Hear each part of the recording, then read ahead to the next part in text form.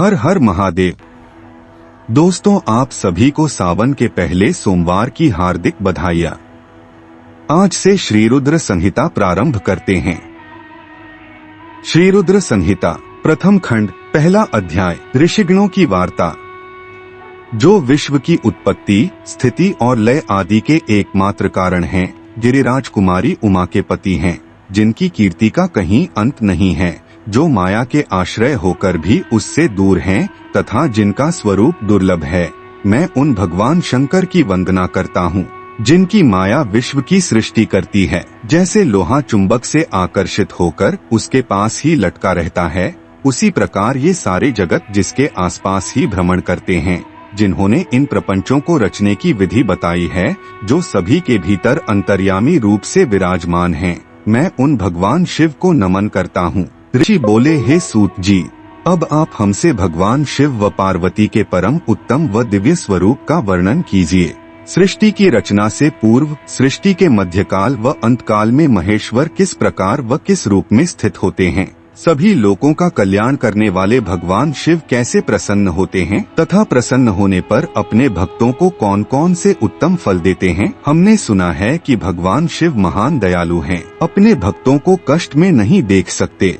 ब्रह्मा, विष्णु और महेश तीनों देवता शिवजी के अंग से ही उत्पन्न हुए हैं। हम पर कृपा कर शिवजी के प्राकट्य, देवी उमा की उत्पत्ति, शिव उमा विवाह, गृहस्थ धर्म एवं शिवजी के अनंत चरित्रों को सुनाइए। सूत जी बोले, हे ऋषियों, आप लोगों के प्रश्न पतित पावनी श्री गंगा जी के समान हैं। ये सुनने वालों, कहने वालों और पूछने वालों इन तीनों को पवित्र करने वाले हैं। आपकी इस कथा को सुनने की आंतरिक इच्छा है, इसलिए आप धन्यवाद के पात्र हैं। ब्राह्मणों, भगवान शंकर का रूप साधु, राजसी और तामसी तीनों प्रकृति के मनुष्यों को सदा आनंद प्रदान करने वाला है। वे मनुष्य जिनके मन में कोई तृष्णा नहीं है, ऐसे महात्मा पुरुष भगवान शिव के गुणों का ज्ञान करते हैं, क्योंकि शिव की भक्ति मन और कानों को प्रिय लगने वाली और संपूर्ण मनोरथों को देने वाली है। हे ऋषियों, मैं आपके प्रश्नों के अनुसार ही शिव के चरित्रों का वर्णन करता हूँ, आप उसे आदर पूर्वक श्रवण करें। आपके प्रश्नों के अनुसार ही नारद जी ने अपने पिता ब्रह्मा जी से यही प्रश्न किया था। तब ब्रह्मा जी ने प्रसन्न होकर शिव चरित्र सुनाया था। उसी संवाद को मैं तुम्हें सुनाता हूँ, क्योंकि उस संवाद में भवसागर से मुक्त कराने वाले गौरीश की अनेकों आश्चर्यमयी लीलाएं वर्णित हैं। दूसरा अध्याय नारद जी की काम वासना। सूत जी बोले, हे ऋषियों, एक समय की बात है, ब्रह्मा पुत्र नारद जी हिमालय पर्वत की एक गुफा में बहुत दिनों से तपस्या कर रहे थे। उन्होंने दृढ़ता पूर्वक समाधि लगाई थी और तप करने लगे थे। उनके उग्र तप का समाचार पाकर देवराज इंद्र कांप उठे। उन्होंने सोचा कि नारद मुनि मेरे स्वर्गलोक के राज्य को छीनना चाहते हैं। यह ख्याल आते ही इंद्र ने उनकी तपस्या में विघ्न डालने की कोशिश की। उन्होंने कामदेव को बुलाया और कहने लगे, हे कामदेव, तुम मेरे परम मित्र एवं हितैषी हो। नारद हिमाचल पर्वत की गुफा में बैठकर तपस्या कर रहा है। कहीं ऐसा न हो कि वह वरदान में ब्रह्मा जी से मेरा स्वर्ग का राज्य ही मांग बैठे, अतः तुम वहां जाकर उसका तप भंग कर दो। यह आज्ञा पाकर कामदेव वसंत को साथ ले बड़े गर्व से उस स्थान पर गए और अपनी सारी कलाएं रच डाली। कामदेव और वसंत के बहुत प्रयत्न करने पर भी नारद मुनि के मन में कोई विकार उत्पन्न नहीं हुआ। महादेव जी के अनुग्रह से उन दोनों का गर्व चूर्ण हो गया। ऐसा इसलिए हुआ क्योंकि महादेव जी की कृपा से नारद मुनि पर कामदेव का कोई प्रभाव नहीं पड़ा था। पहले उस आश्रम में भगवान शिव ने भी तपस्या की थी। उसी स्थान पर उन्होंने ऋषि मुनियों की तपस्या का नाश करने वाले कामदेव को भस्म कर डाला था। कामदेव को भस्म देखकर उनकी पत्नी रति ने बिलखते हुए भगवान शंकर से उन्हें जीवित करने की प्रार्थना की तथा सभी देवता भी शिवजी से प्रार्थना करने लगे। तो भगवान महादेव जी ने कहा था कि कुछ समय पश्चात कामदेव स्वयं जीवित हो जाएंगे, किंतु इस स्थान पर और इसके आसपास जहाँ तक भस्म दिखाई देती है, वहाँ तक की पृथ्वी पर कामदेव की माया और काम बाण का कोई प्रभाव नहीं पड़ेगा। इस प्रकार उस स्थान से कामदेव लज्जित होकर वापस लौट आया। देवराज इंद्र ने जब यह सुना कि नारद जी पर कामदेव का कोई प्रभाव नहीं पड़ा, तो उन्होंने नारद जी की खूब प्रशंसा की। भगवान शिव की माया के कारण वे भूल गए थे कि शिवजी के शाप के कारण उस स्थान पर कामदेव की माया नहीं चल सकती। नारद जी भगवान शिव की कृपा से बहुत समय तक तपस्या करते रहे। अपने तप को पूर्ण हुआ समझकर नारद जी उठे तो उन्हें कामदेव पर विजय प्राप्त करने का ध्यान आया। तब उन्हें मन ही मन इस बात का घमंड हुआ कि उन्होंने कामदेव पर विजय प्राप्त कर ली है। इस प्रकार अभिमान से उनका ज्ञान नष्ट हो गया। वे यह समझ नहीं सके कि कामदेव के पराजित होने में भगवान शंकर की ही माया थी। तब वे अपनी काम विजय की कथा सुनाने के लिए शीघ्र ही कैलाश पर्वत पर जा पहुँचे और भगवान शिव को नमस्कार करके अपनी तपस्या की सफलता का समाचार तथा कामदेव पर विजय प्राप्त करने का समाचार कह सुनाया।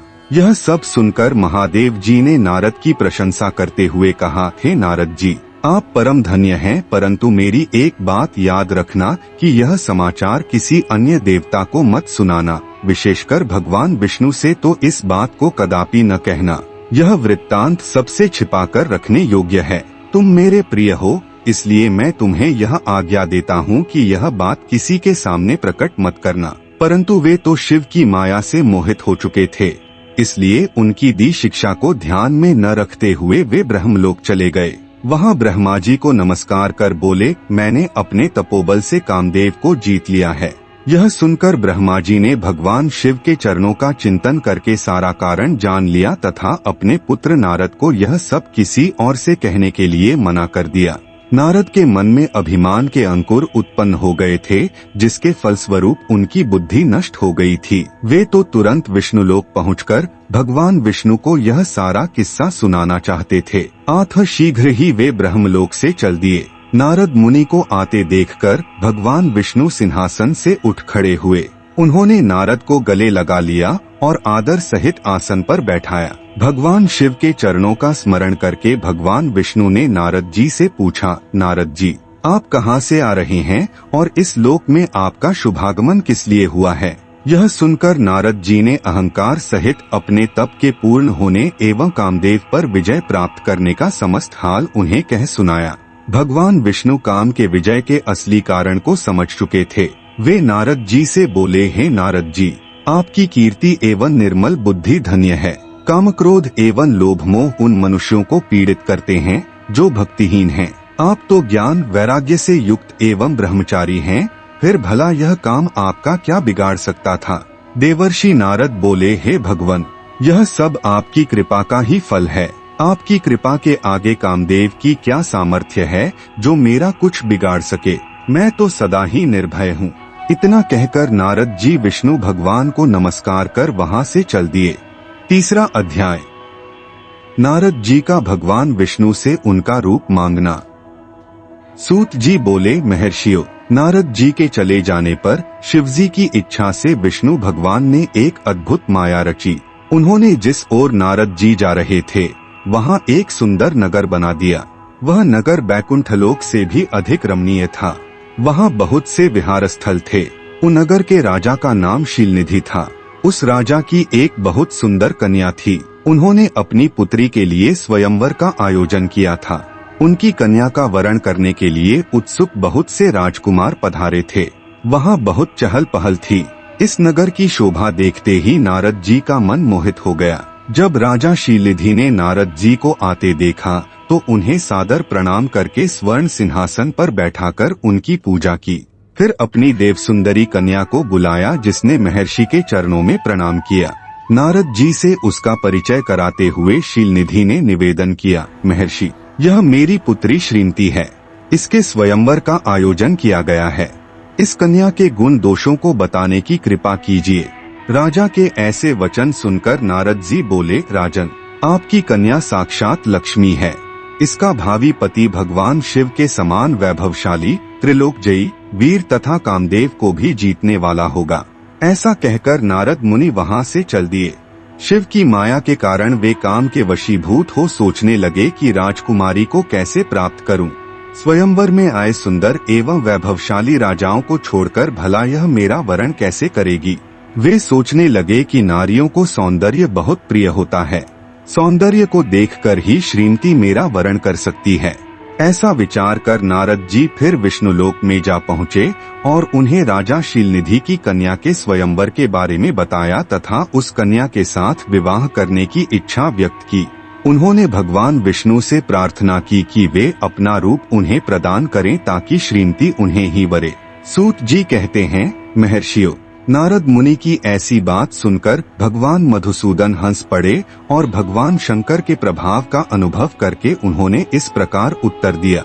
भगवान विष्णु बोले, हे नारद, वहाँ आप अवश्य जाइए, मैं आपका हित उसी प्रकार करूँगा जिस प्रकार पीड़ित व्यक्ति का श्रेष्ठ वैद्य करता है, क्योंकि तुम मुझे विशेष प्रिय हो। ऐसा कहकर भगवान विष्णु ने नारद मुनि को वानर का मुख तथा शेष अंगों को अपना मनोहर रूप प्रदान कर दिया।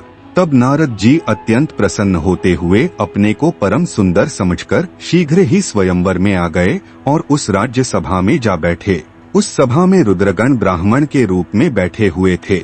नारद जी का वानर रूप केवल कन्या और रुद्रगणों को ही दिखाई दे रहा था, बाकी सबको नारद जी का वास्तविक रूप ही दिखाई दे रहा था। नारद जी मन ही मन प्रसन्न होते हुए श्रीमती की प्रतीक्षा कर रहे थे। हे ऋषियों, वह कन्या हाथ में जयमाला लिए अपनी सखियों के साथ स्वयंवर में आई। उसके हाथों में सोने की सुंदर माला थी। वह शुभलक्षणा राजकुमारी लक्ष्मी के समान अपूर्व शोभा पा रही थी। नारद मुनि का भगवान विष्णु जैसा शरीर और वानर जैसा मुख देख वह कुपित हो गई और उनकी ओर से दृष्टि हटाकर मनोवांछित वर की तलाश में आगे चली गई। सभा में अपने मनपसंद वर को न पाकर वह उदास हो गई। उसने किसी के भी गले में वरमाला नहीं डाली। तभी भगवान विष्णु राजा की वेशभूषा धारण कर वहां आ पहुँचे। विष्णु जी को देखते ही उस परम सुंदरी ने उनके गले में वरमाला डाल दी। विष्णु जी राजकुमारी को साथ लेकर तुरंत अपने लोक को चले गए। यह देखकर नारद जी विचलित हो गए। तब ब्राह्मणों के रूप में उपस्थित रुद्रगणों ने नारद जी से कहा, हे नारद जी, आप व्यर्थ ही काम से मोहित हो सौंदर्य के बल से राजकुमारी को पाना चाहते हैं।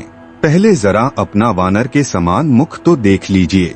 सूत जी बोले। यह वचन सुनकर नारद जी को बड़ा आश्चर्य हुआ। उन्होंने दर्पण में अपना मुंह देखा। वानर के समान मुख को देखकर वे अत्यंत क्रोधित हो उठे तथा दोनों रुद्रगणों को शाप देते हुए बोले, तुमने एक ब्राह्मण का मजाक उड़ाया है, अतः तुम ब्राह्मण कुल में पैदा होकर भी राक्षस बन जाओ। यह सुनकर वे शिवगण कुछ नहीं बोले, बल्कि इसे भगवान शिव की इच्छा मानते हुए उदासीन भाव से अपने स्थान को चले गए और भगवान शिव की स्तुति करने लगे। चौथा अध्याय, नारद जी का भगवान विष्णु को शाप देना। ऋषि बोले, हे सूत जी, रुद्रगणों के चले जाने पर नारद जी ने क्या किया और वे कहाँ गए, इस सब के बारे में भी हमें बताइए। सूत जी बोले, हे ऋषियों, माया से मोहित नारद जी उन दोनों शिवगणों को शाप देकर भी मोहवश कुछ जान न सके। तत्पश्चात क्रोधित होते हुए वे तालाब के पास पहुँचे और वहाँ जल में पुनः अपनी परछाई देखी तो उन्हें फिर वानर जैसी आकृति दिखाई दी। उसे देखकर नारद जी को और अधिक क्रोध चढ़ाया। वे सीधे विष्णुलोक की ओर चल दिए। वहां पहुंचकर भगवान विष्णु से वे बोले, हे हरि, तुम बड़े दुष्ट हो। अपने कपट से विश्व को मोहने वाले तुम दूसरों को सुखी होता नहीं देख सकते। तभी तो तुमने सागर मंथन के समय मोहिनी का रूप धारण कर दैत्यों से अमृत का कलश छीन लिया था और उन्हें अमृत की जगह मदिरा पिलाकर पागल बना दिया था। यदि उस समय भगवान शंकर दया करके विष को न पीते तो तुम्हारा सारा कपट प्रकट हो जाता। तुम्हें कपटपूर्ण चालें अधिक प्रिय हैं। भगवान महादेव जी ने ब्राह्मणों को सर्वोपरि बताया है।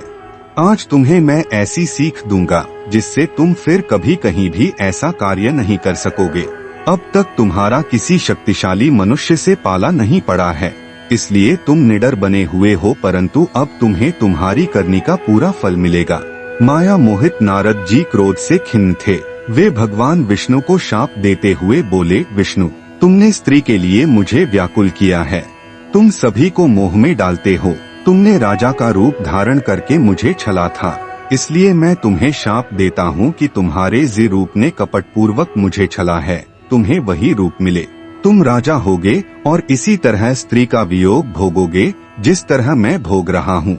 तुमने जिन वानरों के समान मेरी आकृति बना दी है, वही वानर तुम्हारी सहायता करेंगे। तुम दूसरों को स्त्री वियोग का दुख देते हो, इसलिए तुम्हें भी यही दुख भोगना पड़ेगा। तुम्हारी स्थिति अज्ञान से मोहित मनुष्य जैसी हो जाएगी। अज्ञान से मोहित नारद जी का शाप विष्णु भगवान ने स्वीकार कर लिया। तत्पश्चात उन्होंने महालीला करने वाली मोहिनी माया को समाप्त कर दिया। माया के जाते ही नारद जी का खोया हुआ ज्ञान लौट आया और उनकी बुद्धि पहले की तरह हो गई। उनकी सारी व्याकुलता चली गई तथा मन में आश्चर्य उत्पन्न हो गया। यह सब जानकर नारद जी बहुत पछताने लगे और अपने को धिक्कारते हुए भगवान विष्णु के चरणों में गिर पड़े और उनसे क्षमा मांगने लगे। नारद जी कहने लगे कि मैंने अज्ञानवश होकर और माया के कारण आपको शाप दे दिया है, वह झूठा हो जाए। भगवान, मेरी बुद्धि खराब हो गई थी जो मैंने आपके लिए बुरे वचन अपनी जबान से निकाले। मैंने बहुत बड़ा पाप किया है। हे प्रभु, मुझ पर कृपा कर मुझे ऐसा कोई उपाय बताइए जिससे मेरा सारा पाप नष्ट हो जाए। कृपया मुझे प्रायश्चित का तरीका बताइए। तब श्री विष्णु ने उन्हें उठाकर मधुर वाणी में कहा, हे महर्षि, आप दुखी न हो, आप मेरे श्रेष्ठ भक्त हैं, इसमें कोई संदेह नहीं है। नारद जी, आप चिंता मत कीजिए, आप परम धन्य हैं। आपने अहंकार के वशीभूत होकर भगवान शिव की आज्ञा का पालन नहीं किया था, इसलिए उन्होंने ही आपका गर्व नष्ट करने के लिए यह लीला रची थी। वे निर्गुण और निर्विकार हैं और सत, रज और तम आदि गुणों से परे हैं। उन्होंने अपनी माया से ब्रह्मा, विष्णु और महेश तीनों रूपों को प्रकट किया है। निर्गुण अवस्था में उन्हीं का नाम शिव है। वे ही परमात्मा, महेश्वर, परब्रह्म, अविनाशी, अनंत और महादेव नामों से जाने जाते हैं। उन्हीं की आज्ञा से ब्रह्मा जी जगत के सृष्टा हुए हैं। मैं तीनों लोकों का पालन करता हूँ और शिवजी रुद्र रूप में सबका संहार करते हैं। वे शिव स्वरूप सबके साक्षी हैं। वे माया से भिन्न और निर्गुण हैं। वे अपने भक्तों पर सदा दया करते हैं। मैं तुम्हें समस्त पापों का नाश करने वाला, भोग एवं मोक्ष प्रदान करने वाला उपाय बताता हूँ। अपने सारे शकों एवं चिंताओं को त्याग कर भगवान शंकर की यश और कीर्ति का गुणगान करो और सदा अनन्य भाव से शिवजी के शतनाम स्तोत्र का पाठ करो। उनकी उपासना करो तथा प्रतिदिन उनकी पूजा अर्चना करो। जो मनुष्य शरीर, मन और वाणी द्वारा भगवान शिव की उपासना करते हैं, उन्हें पंडित या ज्ञानी कहा जाता है। जो मनुष्य शिवजी की भक्ति करते हैं, उन्हें संसार रूपी भवसागर से तत्काल मुक्ति मिल जाती है। जो लोग पाप रूपी दावानल से पीड़ित हैं, उन्हें शिव नाम रूपी अमृत का पान करना चाहिए। वेदों का पूर्ण ज्ञान प्राप्त करने के पश्चात ही ज्ञानी मनुष्यों ने शिवजी की पूजा को जन्म मरण रूपी बंधनों से मुक्त होने का सर्वश्रेष्ठ साधन बताया है। इसलिए आज से ही रोज भगवान शिव की कथा सुनी और कहा करो तथा उनका पूजन किया करो। अपने हृदय में भगवान शिव के चरणों की स्थापना करो तथा उनके तीर्थों में निवास करते हुए उनकी स्तुति कर उनका गुणगान करो। इसके बाद नारद जी, तुम मेरी आज्ञा से अपने मनोरथ की सिद्धि के लिए ब्रह्मलोक जाना। वहाँ अपने पिता ब्रह्मा जी की स्तुति करके उनसे शिव महिमा के बारे में पूछना। ब्रह्मा जी शिव भक्तों में श्रेष्ठ हैं। वे तुम्हें भगवान शंकर का महात्म्य और शतनाम स्तोत्र अवश्य सुनाएंगे। आज से तुम शिव भक्ति में लीन हो जाओ, वे अवश्य तुम्हारा कल्याण करेंगे। यह कहकर विष्णु जी अंतर्धान हो गए।